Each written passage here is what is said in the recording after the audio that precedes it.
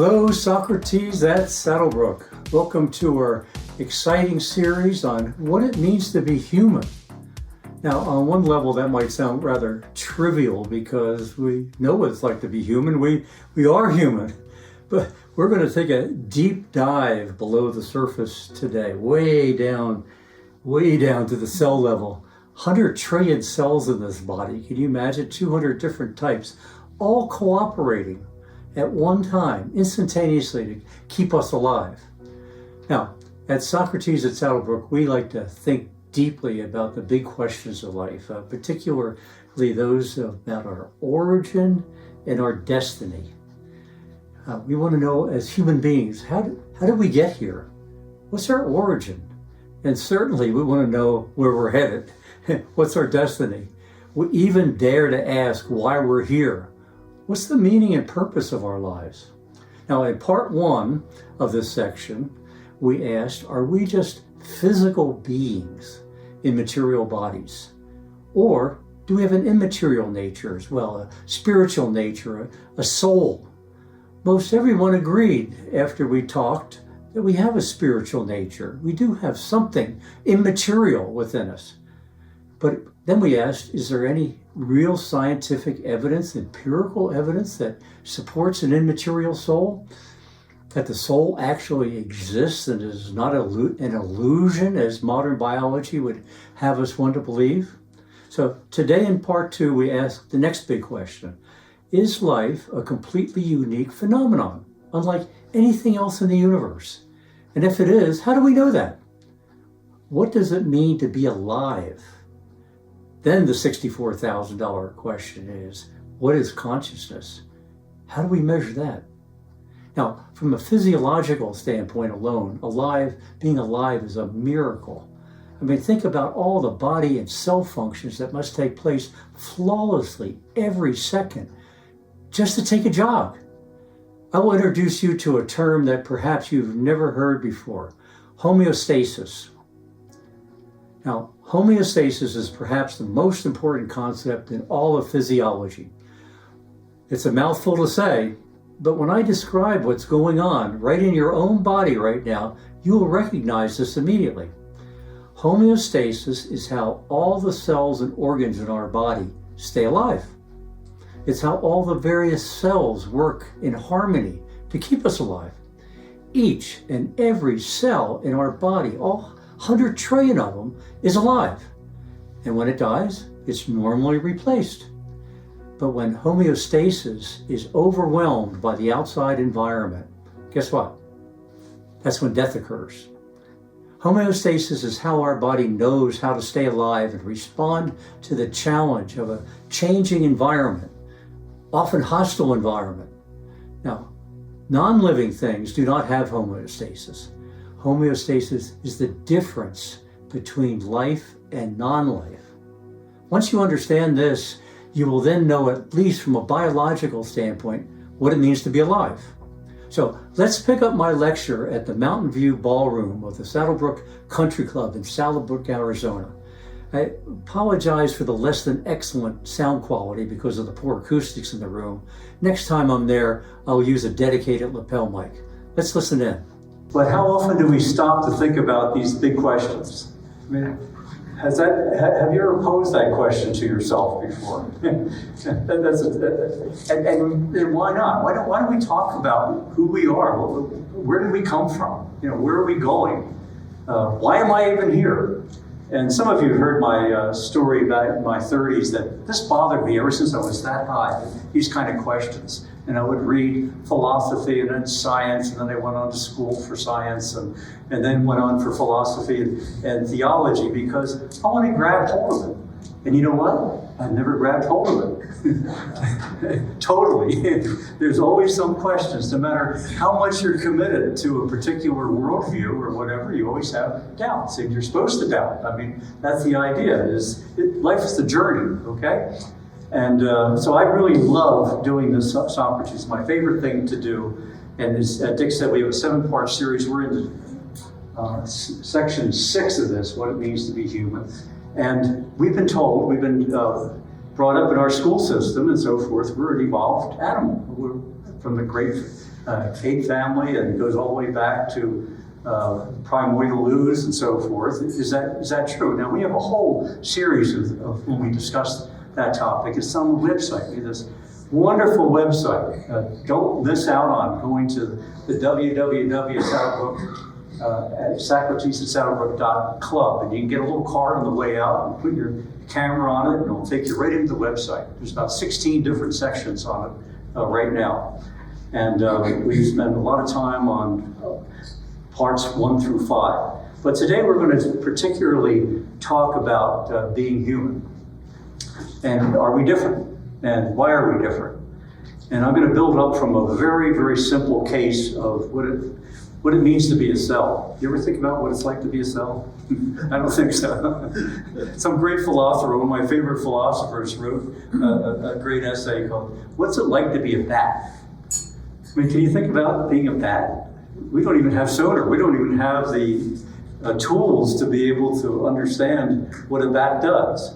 And we'll be discussing that. But current scientific thinking is based on something called materialism, which you all know if you've been to any of our sessions, because I discuss this a lot, because I want to make sure that we understand that science is based, all kind of thinking is based on a philosophical premise. And the philosophical premise of today's science wasn't always like this, but today's science is that it's a philosophy that holds that the material world, the physical world, the 5 senses and so forth, the empirical world, the things that we can do testing on and so forth, is the only thing that's real.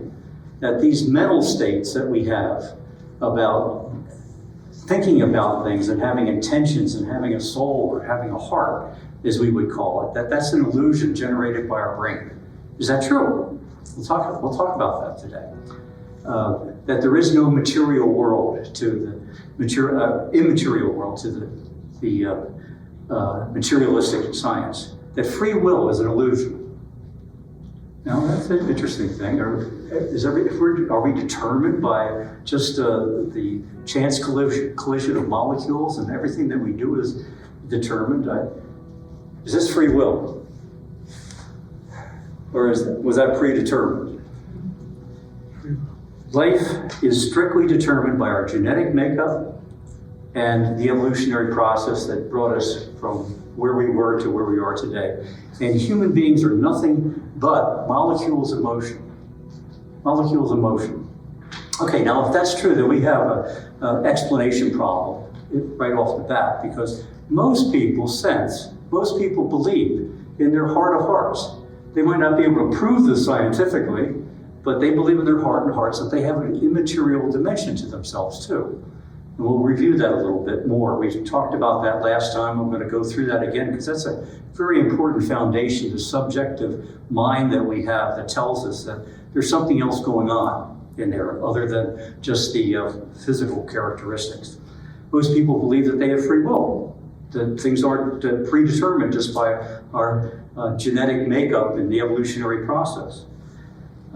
Today we're going to look at, is there any empirical evidence? I mean, this is what a scientist always asks, as scientists, we want to bench test stuff. We want stuff we can put in the lab. We want stuff we can run tests on. We want things that when I look and produce some results, somebody else can look at that same experiment and produce the same results. And then that's absolutely the case. Is there any empirical evidence like that for an immaterial soul within us? So let's review the subjective evidence first. The subjective means this is what's going on in my mind. And this will be review for those of you that were here last time. But this is an important starting point that I know when I think about myself that I have some kind of immaterial dimension. I have some mental states going on. I have something going on up there. I have a moral sense. Remember Immanuel Kant, one of our sessions before, he looks up at the heavens and he says, one thing I know, the starry heavens above and the soul that's within me, the moral sense that I have. We have emotional states. Are they predetermined by molecules of motion? We have spiritual senses. We're connected to a transcendent source and spirit. Is there any empirical evidence that that's true? Now, we know we have core beliefs. In fact, I think my core beliefs in my heart are more important than any experiment I can run. Why? Because I know it for myself, my own first-person experience. I know that I love my wife and family. I know that more than I'm standing here physically, that I'm made up of the chemical composition I'm made up. I know I have a heart for the benefit of the others. I have a heart for altruism and compassion for people and charitable beliefs. I sense a connection with the external world for heart and soul. I have this sense. What is love? I mean, just comprehend what makes love going on. This is internal, subjective feelings that I have and a sense that I have. Beauty is the same way. I mean, who doesn't just stop and look at the sunset? All you have to do is go on the SaddleBrooke website there and say, everybody's posting pictures of, look at this beautiful sunset. What is that? Why should I even have any kind of sense of beauty? And I don't have to go outside for that. I mean, I could see the creativity in another human being that's painting, Monet painting. I can see the creativity in that. I even sense this spiritual connection, this dimension that I have inside, a connection to God, our Creator.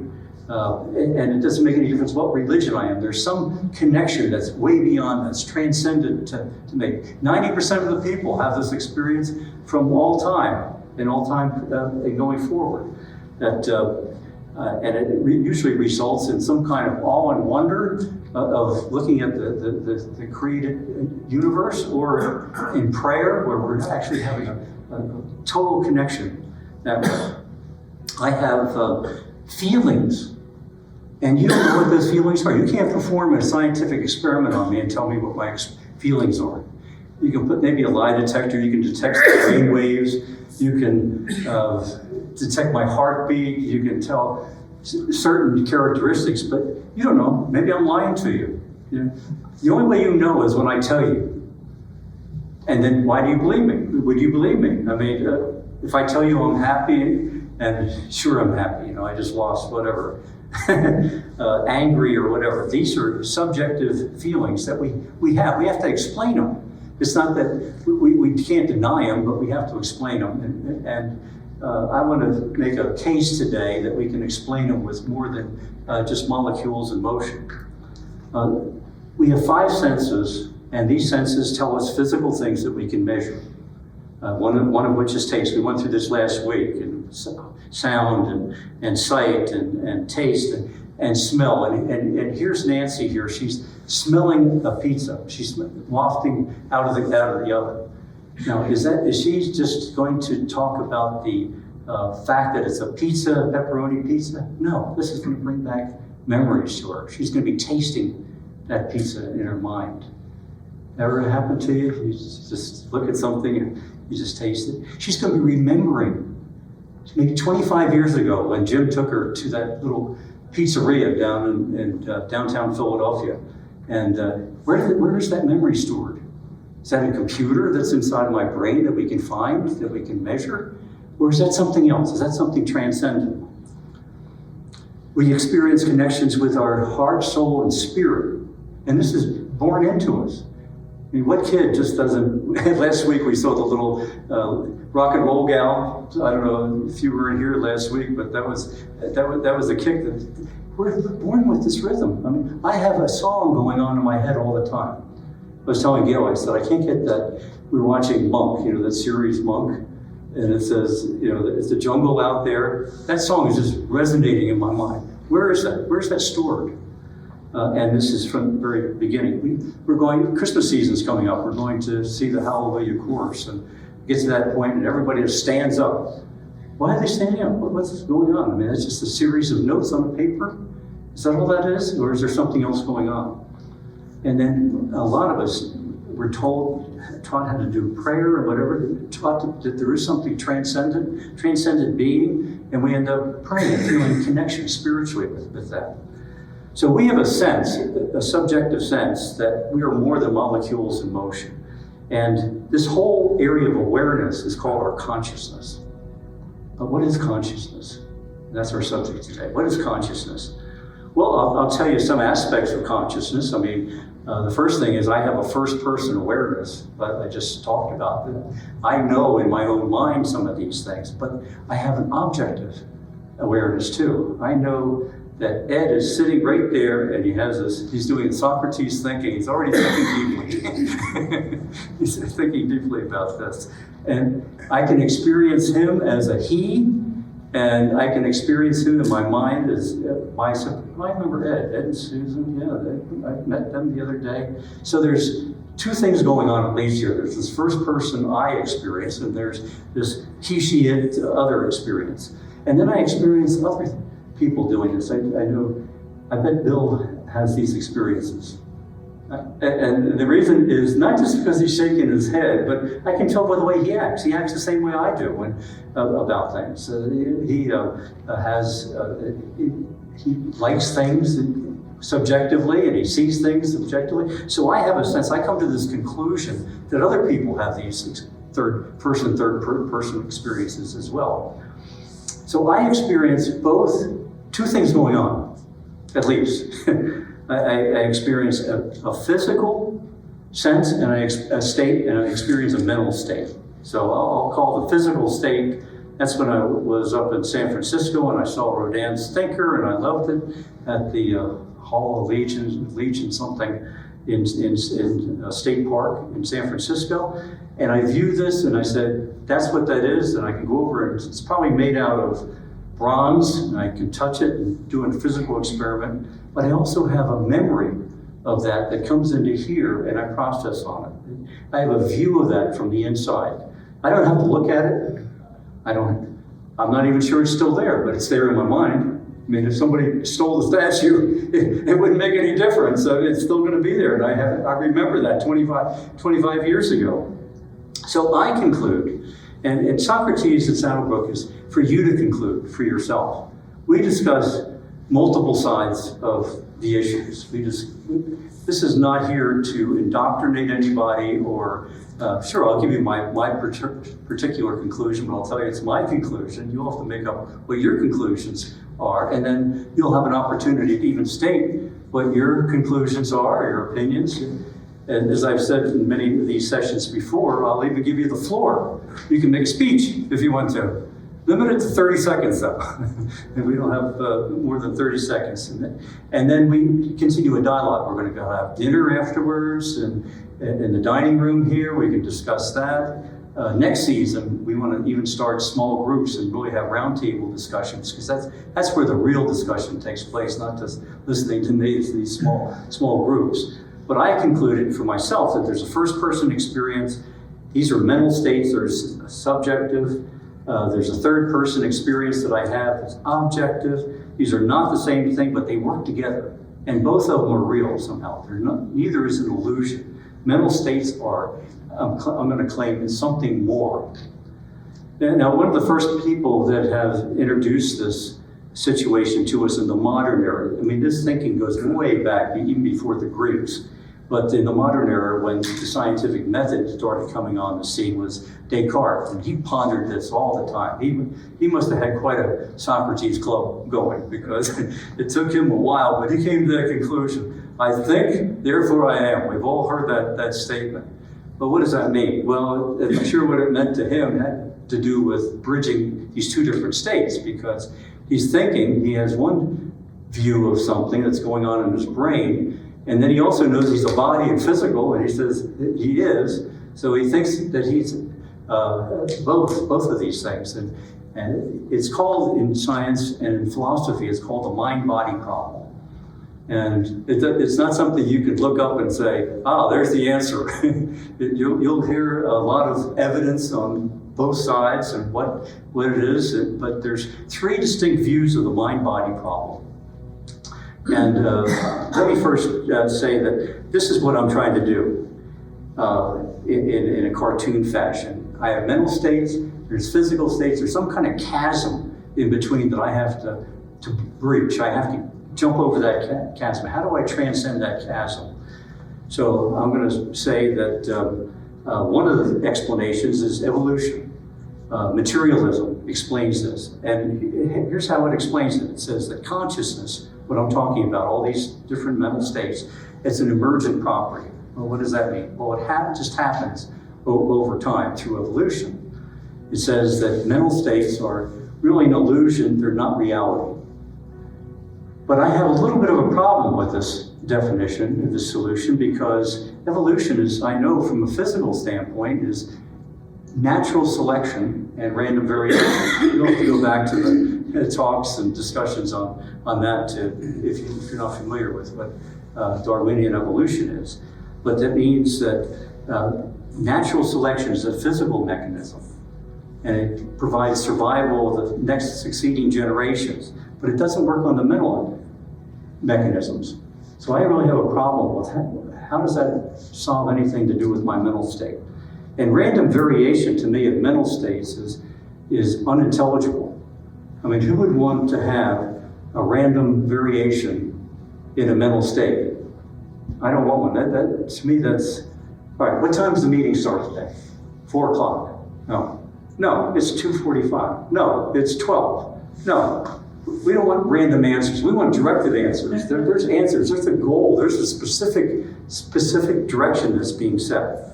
And natural selection does not, and random variation does not provide an intelligible answer to me.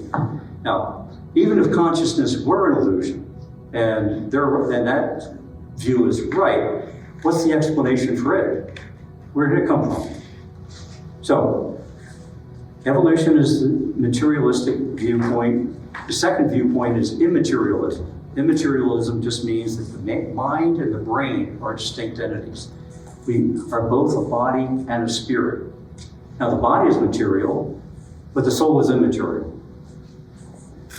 The brain is isn't this amazing? You ever think about this 3 pounds that's on top of your neck? Can you imagine what an amazing, this is more complicated than anything in the universe. It's amazing. And it processes information of physical states. It processes mental information too. But the mind I'm going to be projecting and talking about as an alternative here is something beyond the physical. Where is it? What is it? How does it get around? We'll discuss that next time. So you have to come back the next time for that. I'm going to give evidence this time, though, for how we can come up with some empirical evidence for the non-mental material state. So the mind is a physical entity. It transcends the body. It processes information, I'm going to claim, outside of space and time. How does it do that? It's immaterial. Okay. Mental states and physical states are both real, I'm going to say, and they're separate, but they're obviously tightly integrated. They have to be tightly integrated because they both have a view of reality, and reality has to come together. It can't be a 20/40 lens here and 80/60 lens over here, and we don't, whoa, where are we? No, they work together. But my claim will be that the mind is not the brain.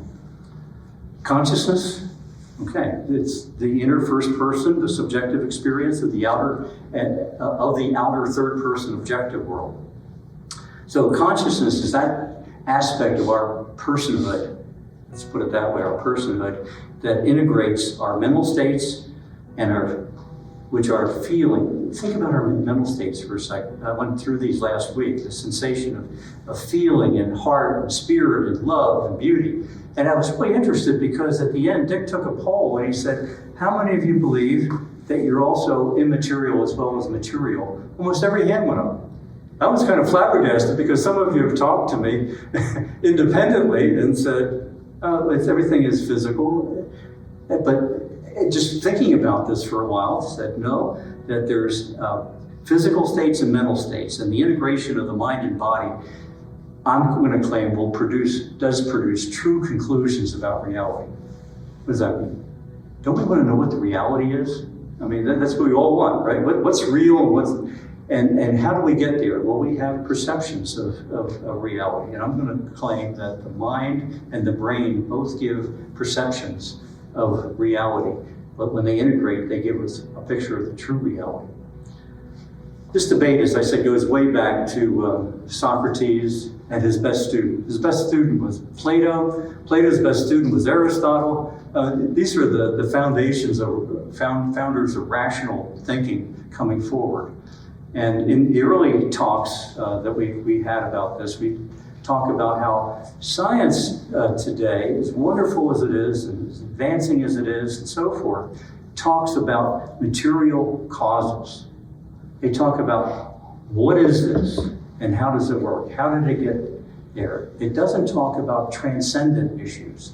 So Aristotle in this picture, this is a fresco that's hanging on the wall of the Vatican. And that's Aristotle on the right and Plato on the left.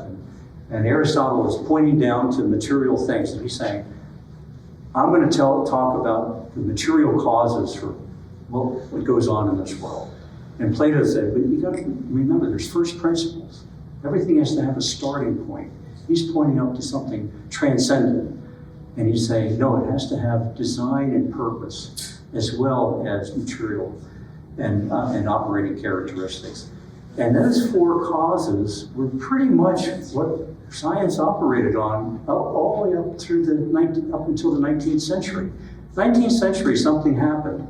18th century, it happened. It started happening in the 17th century, where we thought that we could rationally conclude everything from just the material world. We didn't need these transcendent dimensions. That's kind of too spooky. I mean, there's something up there, you know, are we talking about God, or are we talking about spirits or whatever? But those four causes together would give us a good description. That's what the Greek philosophers told us, and I happen to agree with them. I mean, until we know, or at least have a theory about those four, then we're going to have a hard time understanding what true reality is. And I'll also suggest that we get a handle on this by looking at the top down as well as the bottom up. And when we have those two perspectives, we'll know a lot more about what we're talking about. So, as I mentioned, there's three possible solutions to the mind-body problem. There's materialism, which says the physical world is all there is. There's immaterialism. Immaterialism is very interesting because immaterialism basically says that everything originates with mind. There was a great mind that created everything. I mean, this is the basis of all the monotheistic religions of the world. There's a great mind, and the material was a result, was an end product of the mind. And then there's dualism, which says, I don't really know, but I know both of them are real and they have to work together somehow. And I'm taking candidates from all three of these worldviews just to say that this isn't me talking, this is the experts in these particular views talking. Now, this particular expert is high reverence for Sir Francis Crick, because he was one of the ones that co-discovered the structure of the DNA molecule. I mean, before DNA, we had no idea how heredity was passed on from one generation. We didn't know what a gene was. We didn't know the genetic makeup of things. And Crick and Watson discovered the structure of the DNA molecule. Nobel Prize laureate, and here's how he puts the materialistic view of the world. He says, you, now he's talking to me, and he's talking to you too. He's saying your joys and your sorrows, your memories and your ambitions, your sense of personal identity and free will are in fact no more than the behavior of a vast assembly of nerve cells and their associated molecules. It says it pretty directly. I don't think there's anything that we don't understand about his position. Now, immaterial, who did I pick? Well, I picked Max Planck, one of the great, he's the father of quantum mechanics. We're going to talk a little bit about quantum mechanics when we talk about what is mind, so hopefully we'll get to that next time. And also a Nobel laureate, and probably one of the most famous scientists. I know we have some people from Germany that originally born in Germany. He's a national hero, I think, Max Planck in Germany. This institute is one of the world famous institutes. He puts it on the other side. He says, I regard consciousness as fundamental. I regard matter as derivative from consciousness. We cannot get behind consciousness. Everything that we talk about, everything that we regard as existing postulates consciousness. And then we have Descartes, who says, I think, therefore I am. So, where are you going to be on this? I got a kick out of Schopenhauer, who was a great philosopher. He was in the 19th century. He says he got a kick out of the materialist definition because he said materialism is the philosophy of the subject who forgets to take account of himself. He doesn't think about himself, that he has an inner state. He just talks about X, Y, Z. Okay, is there empirical testable evidence for immaterialism? Consciousness is subjective. I have to tell you what I believe here, and you have to believe me. But is there any objective third-party verification of this? I mean, without immaterialism, a materialist would claim, as Carl Sagan did, that we're into messing around with a demon-haunted world, as he put it. As soon as you open up the crack in the door to a transcendent being, to God or demons or spirits of any kind, you're dealing with squishy stuff. I can't get bench tested. I can't get my mind. I can't write a formula out for it, and I don't want to deal with that. But I'm going to show you some evidence today from physiology. Now, physiology it's a branch of biology. It's the study of how living organisms and bodily parts function. So I want to know how my pancreas functions, how a cell functions. I want to know how my arms function, all the parts of how my heart. That's what physiologists do. They study bodies and organisms. And I'm going to give you some evidence from physiology. But I have to warn you on this. This is very dry stuff.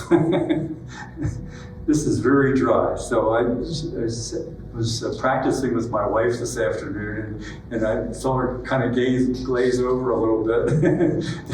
She said, "You're going to have to be really cautious about this thing, but just hang in there with me." And the reason I want to do this is because I want to say that if we put our efforts into understanding what I'm about to say, I think we'd be able to advance science of human life a lot faster than we're doing it right now. Look at that. I mean, you're glazed over already, right? I can't even pronounce these words. I'm looking at Brenda. She knows all these words. At the back of her thing, she'll be able to tell me. So I hesitate to ask who knows what this is, but most of us never even probably saw those words before. And they're tongue tires. I mean, they're hard to say. I probably will not be able to pronounce them right all the time, but we're going to try. So same to yourself, because these are words I would like you to know. Teleology, and homeostasis. Homeostasis. What are they? Well, let's take one at a time. Let's take teleology. That's the bigger word, or the bigger domain. This is teleology. This is a good SaddleBrooke definition of teleology. Anybody want to venture what I was attempting to do with these diagrams? The goal. The what? The goal. Oh, yeah. Any other words come to mind? Goal. You said goal, right? Dick, give him the $10 prize. A goal, right? I mean, teleology is a goal. I go out there with a golf club. Suppose I never saw golf before. What's the first thing I ask? What's the objective of this thing? I mean, what am I trying to do? Why am I here? Is this a basketball court? Is this a baseball diamond? Is this a dance studio? I don't know. Then somebody shows me what the end state is here. There's those little, that's what those little holes are. I thought they were mole holes. I didn't know what those holes, you mean I'm supposed to hit that little, and that's how far away? So the first thing is a goal. The archer, same thing. The archer isn't there just aiming randomly and stuff. She has a goal in mind. I mean, hit that bullseye. And here's teleology in action as a goal-seeking operation. How much time do we spend setting goals for ourselves? I mean, if we're in business, the first thing you do at the beginning, have a business meeting, you have to set goals and plans, and you have a purpose while you're there. So teleology includes purposing and pathing. What does that mean? Well, why that road? Why the goals down that road?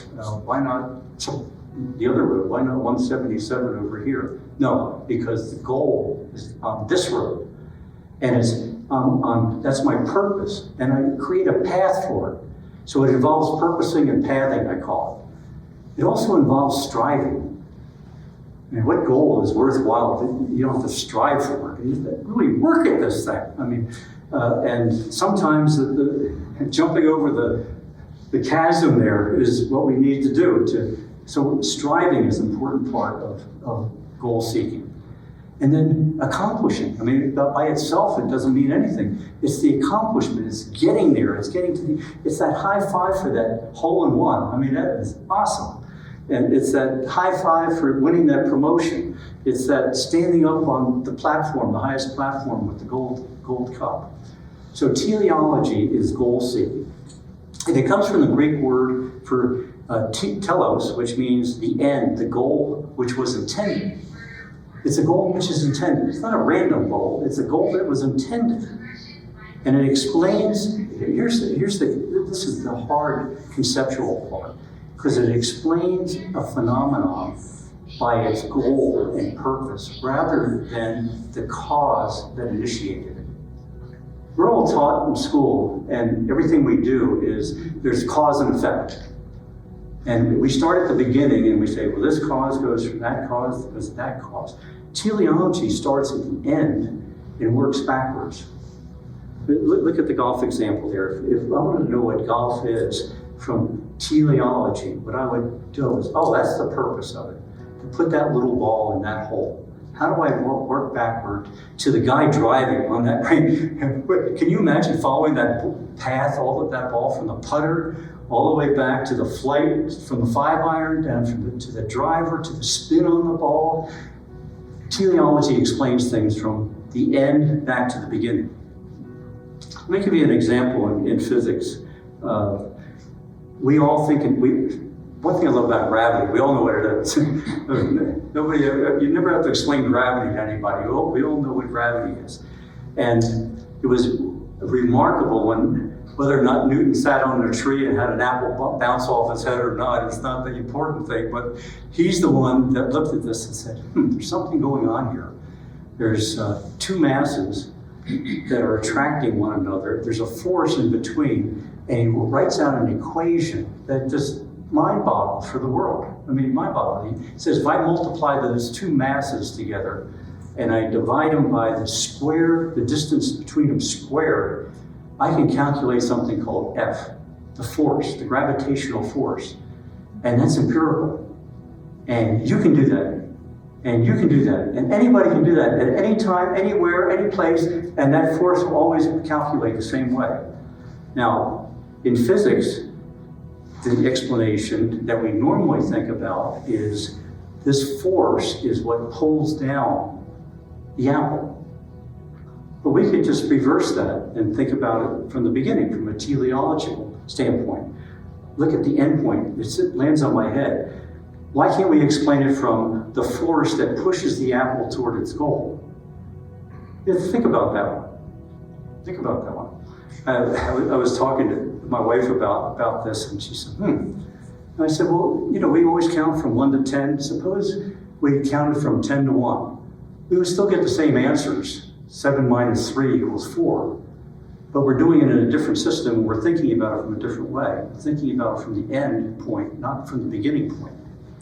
Either way, here in gravity, there's some invisible force that obeys this inverse square law. Well, what is it? We don't have a clue. Poor Stephen Hawking went to his grave saying, as long as gravity exists, there doesn't have to be a beginning. That it drove him crazy. Newton at least said, I don't know. He said, I can't explain it. It's action. He called it action at a distance. And action at a distance is, think about action at a distance. I actually am exerting some gravitational force on the moon right now. That's pretty far place. Is there any waves or gravitational waves in between? No. If I put something in between, would the gravity force still be there between the two? Yes. Quantum mechanics came along in the 20th century and it actually had spooky action at a distance, which I'll talk about a little bit next time, where two particles can be at the end of the universe and they share the same property because they originated from the same single particle. And this one has a spin that way. I can tell you that the spin on that one will be exactly predictable. And there's no transmission in between. That's pretty spooky. Materialism, nature has no goals. Darwin told us that. He said, in fact, he set out to show that nature has no ends in mind. Any standard evolutionary textbook will tell you that there's no teleology in Darwin. You can't even mention teleology without getting into a discussion about, well, no, he didn't mean that. Yes, he did. He wanted to say that nature has no ends in mind, that it's strictly a product. Nature can simulate, can mimic what we thought could not be mimicked. Nature has no moral aims. Nature has no goals. Everything is the outcome of chance and law, natural law. Well, that sounds pretty wild. Well, that's what the textbooks say. Nature is not directed toward any goal. Whoa. Teleology says life has an intended goal. Life has intended ends in mind, right from the very beginning. That's what the four purposes are of Aristotle and Plato down there. Life has purpose and goals. It's not random. Life is directed toward those goals. Well, how does that happen? We'll talk about that. Even Richard Dawkins, the great evangelist for Darwinian evolution, acknowledges teleology. Now, he believes it's the result of evolution, but he says the following. He says, the assignment of purpose to everything is called teleology. He's right. He said, children are native teleologists and may never grow out of them. Isn't it great to be when a child? I mean, it's just a child that loves music, and spirit. Oh yeah, they're a natural teleologist. And does he mean by that his statement there that children are born with this, but we educate them out of it? Possibly. We've heard that a lot, right? We educate things as transcendence and so forth out of our kids. So we're not ready for this yet, but I just wanted to keep reminding you, be thinking that from what you've heard here and what your views of this are, that is life a unique phenomenon, unlike any other in the universe, yes or no? At Socrates, we love to always say, why do you believe that? I mean, it's great, you can believe anything you want. You can state anything you want. But I'll always ask, well, have you checked that out? Or why do you believe that? So, where am I going with this? All right, first of all, I had explained that there's a way of looking at nature that is a little bit different than the materialist view of nature with this example. And this way, from this example that involves teleology, is from physiology. It's called homeostasis. What is it? Well, it just says life is teleological. Life has a purpose, an intended end, a goal, and it's striving to attain it. That's quite a statement. Life has a purpose. I mean, if you're a person of faith, if you're a person who of spirit, you don't have any trouble with these kind of things. But I'm talking about this from a science standpoint. Is there empirical evidence? Right. And here's the evidence. Life is self-regulating. Life is with the emphasis on self. I mean, life maintains internal stability and equilibrium while adjusting to changing external conditions. And when homeostasis is successful, life continues. When it's not successful, it fails. Right? Let's look at what that means. Here's a simple example. Brent, I had you in mind with your mountain cabin here. Here it is, 15 degrees at night and 80 degrees during the day, and the wind goes anywhere from 5 miles an hour to 40 miles an hour, and you're in there really nice and cozy, and you set it to 72. You want to control that to 72 degrees, but all you have to do is set the point, right? What's going on behind the scenes there? Teleology is going on behind us. There's a sensor, and it measures against the outside, and we have a goal. He's already set the goal at 72. There's a mechanism. You install a heating air conditioning unit that goes on, depending on what the sensor tells you. But there's another important piece here, is the mechanism that either turns on the air conditioning unit or it turns on the heating unit. There's a lot of stuff going on there, and it's based on, in engineering, we call it feedback control systems.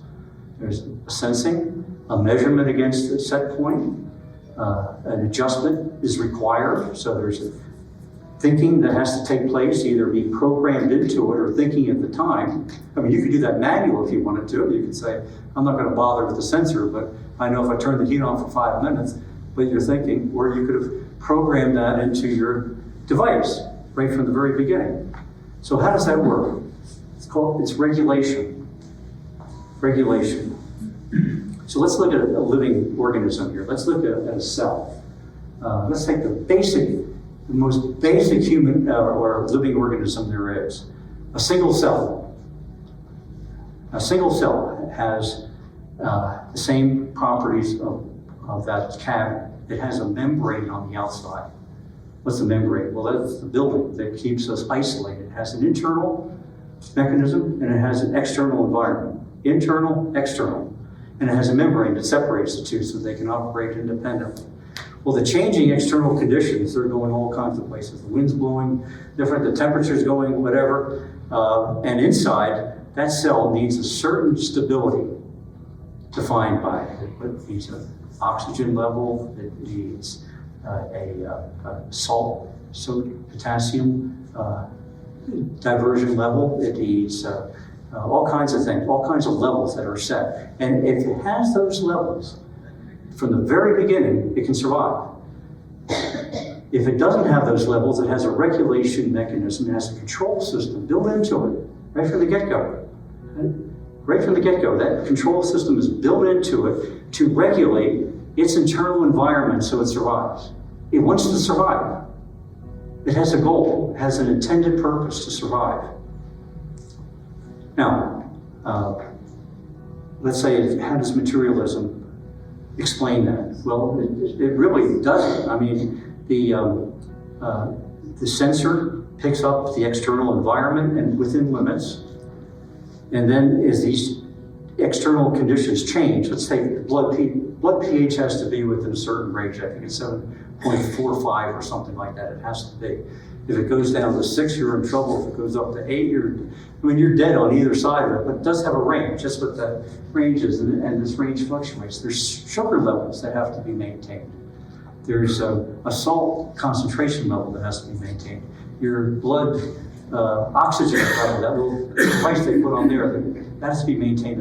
If that's below 85 or something, you're toast. If it's above 100 or something, you're toast.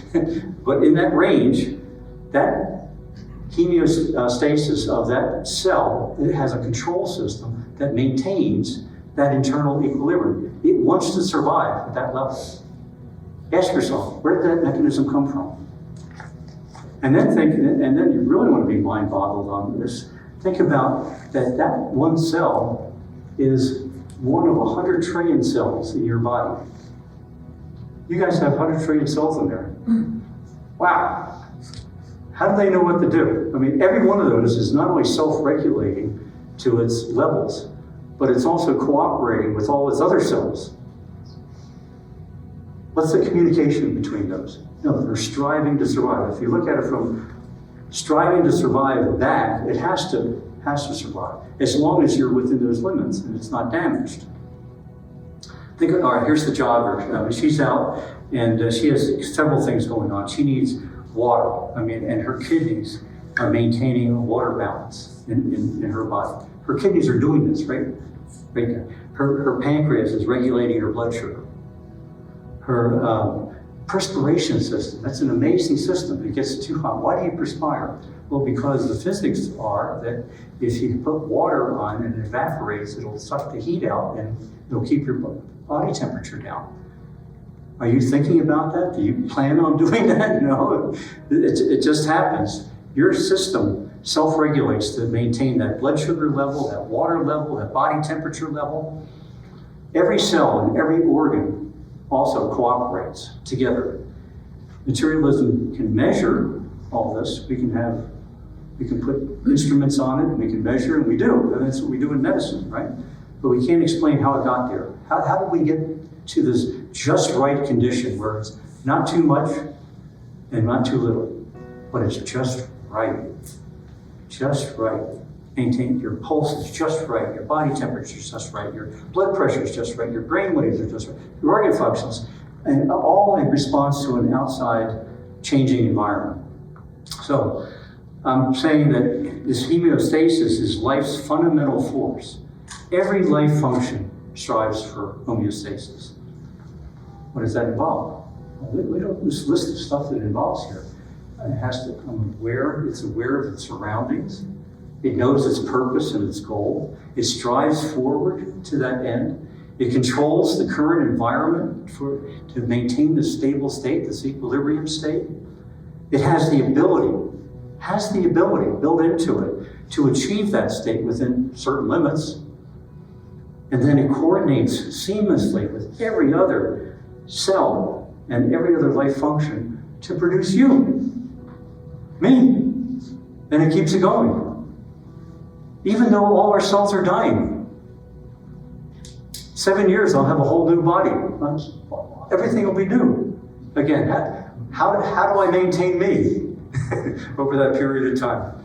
By the time I die, I will have 10 changes of body, and yet I still have the one soul, the one me. So life is deeply teleological. It's what distinguishes life from non-life, is my claim on this. And there's some deep intelligence at work. We don't understand what this deep intelligence is, but it's deep intelligence at work, and it cannot be denied. These things that I told you, these can't be denied. These can be studied physically in the laboratory with the instruments. So there's something more working than chance plus natural law, something more working than materialism. Evolution doesn't explain it. Teleological theology is testable hypothesis, but here's the hard part. This is not allowed. If I went and gave this talk at the university or whatever, they'd throw me out. Why? Why isn't it allowed to be taught? I mean, at Socrates here, we weigh evidence. We take evidence for this point of view, that point of view, and we weigh them and say, you know what, this is the best explanation over here. Or this explanation is so dumb, we're not even going to consider it. But if it's pretty much a fact that these things occur, wouldn't we be better off letting the evidence speak for itself and putting it on the table? Let's get this evidence on the table so we can talk about it. We'll know about it. Let the evidence speak for itself. We have to transcend this gap here between the mental world and the physical world. And, my claim today is that homeostasis is one of those things that would help us transcend that claim to understand life. This is really hard for me to say this, because when I discovered this, I actually got mad about it. That teleology is actually condemned by materialism. Condemned. It says that not only is consciousness an illusion, and the mind is only the brain, but all this is just brain chemistry. This is just something going on in my mind that I don't understand.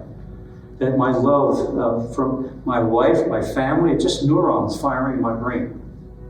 Very unsatisfying, isn't it? To have neurons just firing in your brain. That beauty, I stand at the beauty of the sunset, that's just wavelengths of electromagnetic radiation coming in. Is that really satisfying? Poor Stephen Hawking, tried forever to get something down on paper on the theorem of everything, theory of everything. Well, if somebody had the theory of everything right in front of me now, and I'm reading all these equations, and I'm reading all this evidence, would that be satisfying to me? Is there something more to life? Is there some goal? Do I have meaning and purpose in my life? Why do I even live? We'll talk about that next week. What is meaning and purpose in our own lives? But right now I'm just talking about self. My sensations, my feelings, my emotions are all derivative from something physical? I don't think so. Maybe you do, and that's fine. Tell us why you think that. Rationality, mathematics, these are emergent properties. Where did that come from? It didn't come from Darwinian evolution. Ethics, just a result of cultural development. That there's no dualism, no immaterialism, no transcendent realm. Have a hard time convincing me of that one. But I would not get a job in biology if I claimed that. Wouldn't get a job. So, discussion questions. What do you think? Is life a unique phenomenon unlike anything else in the universe? Yes or no? Why do you think so? Whatever your answer is, why do you think so? But I'm going to give you a warning. If you think like I think, anybody know who Hester Prynne is? I knew we had. Are you a teacher or an English major? Oh, okay. That's wonderful to have somebody in the crowd who has. Do you mind telling us who Hester Prynne is? Yeah, she's one of the protagonists of, let's see now, you made me lose it, The Scarlet Letter. Oh, yeah, there it is. You got it. Nathaniel Hawthorne. I forgot all about this myself. I read it in high school, Hester Prynne. And in high school, Nathaniel Hawthorne, The Scarlet Letter. The Scarlet Letter. Remember, she was caught in adultery with the minister of her church, and she got caught. One of her penalties is she had to wear a big A on everything when she went out, so everybody would know that she was the adulteress. Well, I'm going to warn you now. If you say that you believe that life is teleological, you're going to have to wear a V. In fact, on the bookends to the video I'm going to do on this, Gail's making me a sweater with a big V on it because I can't help it. I'm just going to have to be a vitalist and be called a vitalist. That's the Scarlet Letter. You're not going to get necessarily a job in biology if you're a vitalist. A whole bunch of reasons for that. So let's wrap it up with some takeaways here because some of this is pretty esoteric. But the important thing is here there is something way of looking at science and the world and reality from the end back to the beginning, not necessarily from the beginning to the end. And both of those are very productive. And there is hard scientific evidence in physiology that life is more than just molecules in motion. And what is it? It's that second point there. That living organisms, I don't care if they're cells or they're us with 100 trillion of these things, living organisms are self-regulating as far as the biology, physiology that's going on inside here. I don't even have much control over it, do I? What's the temperature that Teleology is not allowed in part of the scientific discussion, even though it's undeniable. These things are undeniable about it. You say, wow, shouldn't we take that into consideration when we're trying to explain something? I think life is cheapened when explained by materialism only. Life is cheapened. And we're going to be talking about ourselves next time, about do we have meaning and purpose? And where does that come from? But I think with just saying it's a bunch of formulas or a theory of everything, or it's a textbook, or it's this thing or that thing, just from a materialistic standpoint, cheapens life, in my view. And I think a better scientific understanding of life, that's what we want. We want a better understanding of things. I mean, we're all after what is reality. A better understanding of life would result if both sides of this were being taught. So next time, before we get into the questions and the comments and so forth, I'm going to keep on going for evidence of teleology. One of these days I'll be able to say it. I'll start with, is there meaning and purpose to life? Where does it come from? The soul. What can we learn about the soul? The soul is immaterial. Is there any physical evidence for the soul? Well, we're going to talk about death. That's actually a physical evidence for a soul. How about near-death experiences? Have you ever thought about these reports that come back? 25 million Americans report they had near-death experiences. Right? Are they just hallucinating, or is there actually some real evidence for that? And what do they tell us? I'm not doing this for sensational reasons. I'm doing it because people have experienced this and come back and told us about it. And there's unexplainable things in there that we should take into consideration. And then we'll move into, and we'll finalize this number 6 with artificial intelligence and transhumanism, because that's where evolution is taking us. We're going to be transhuman. What is the next line of evolutionary development? And how about understanding our mind as a computer? Is that possible? And can we transplant computers and make us superhuman? And all those kind of things. Homeostasis tells us the fundamental difference between life and non-life, and between living and dying. In over 100 years now of intense laboratory experimentation and chemical evolution, biology has never found or even made a dent in explaining how dead chemicals, dead mud, could ever produce life. It's all been speculation and wishful thinking. In fact, this has been true since 1859, when Louis Pasteur proved that life only comes from life. It's never been shown to be otherwise. Today, science is actually demonstrating this at each and every turn, that a living cell has been pre-programmed to strive for existence. And this striving has been built into our bodies through designed systems and engineered feedback control mechanisms.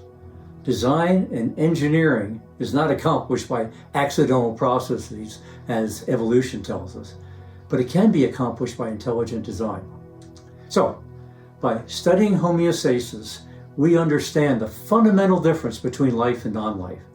We understand that life is a purposeful system, that it's been designed with adaptive control mechanisms. And when we look at the living cell from the outside and we peer in, and from an engineering standpoint, we can even determine by reverse engineering how that cell, what's going on inside that cell. But today we have a major problem in reporting these amazing results within the Scientific Academy. Their statement of faith forces us to explain this obvious, observable, scientific evidence for homeostasis in terms of Darwinian evolution and not from design. Did I hear you right, Stu? Did forces you to explain it that way? Yes, you heard me correctly.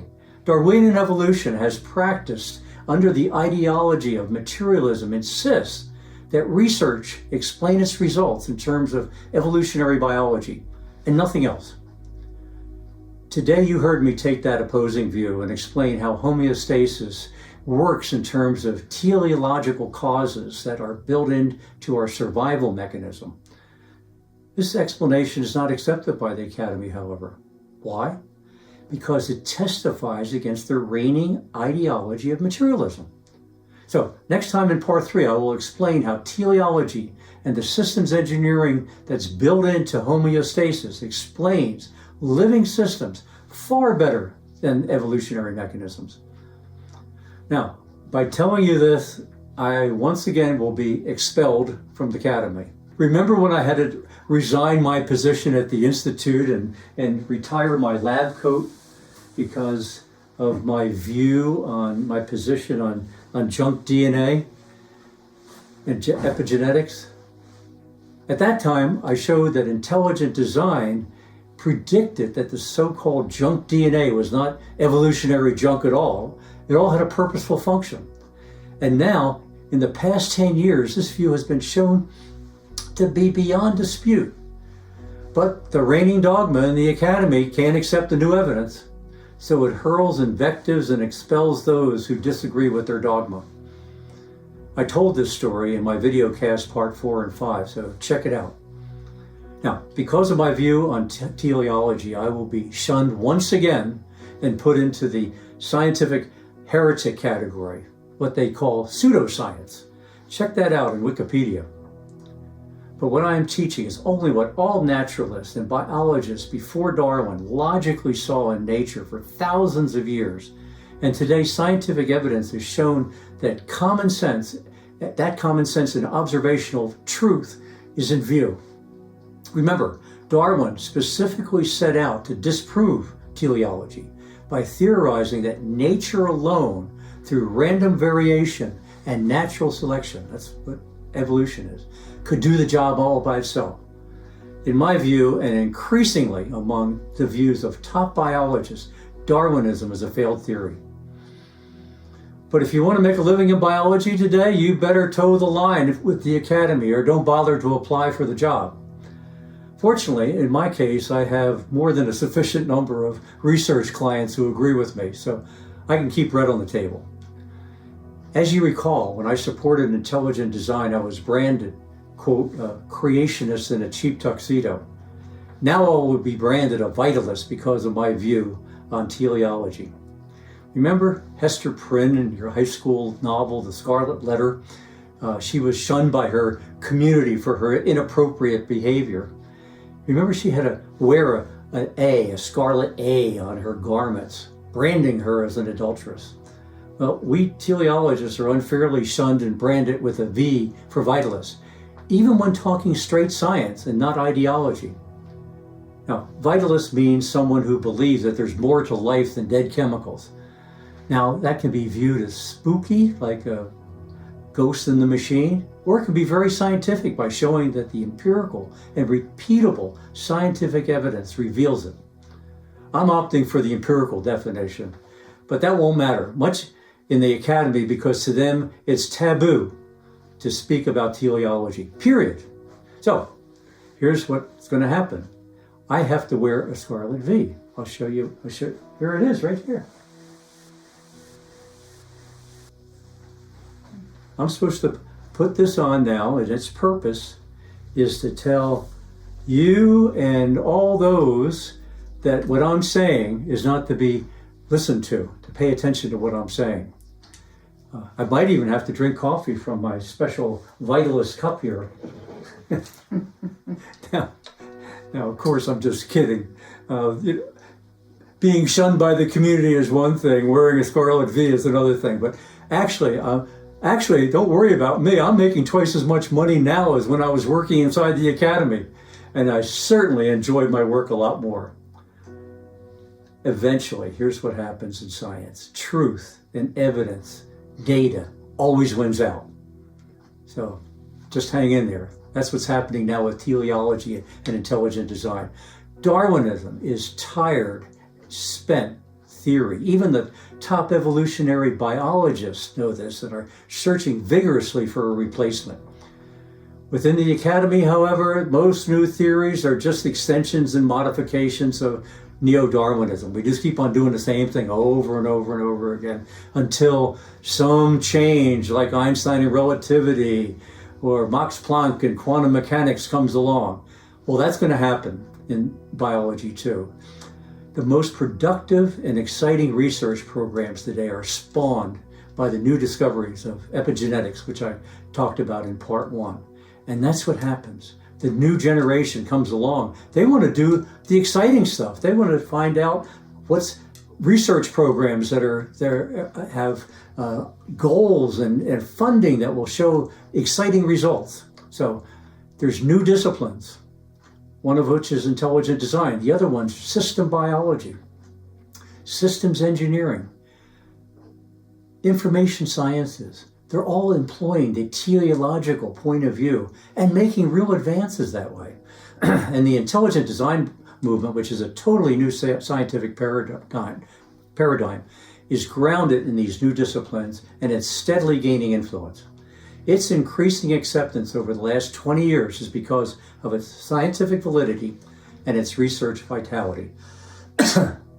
So be sure to come back for part 3 when we learn how epigenetics, systems biology, and intelligent design far better explain the living cell and far better explain what it means to be human. So, until next time, I'm Stuart Orr, encouraging you to think deeply about matters of life and death. Research the evidence for yourself. Don't allow others to think for you or for your children or for your grandchildren. Follow the evidential trail to wherever it leads you.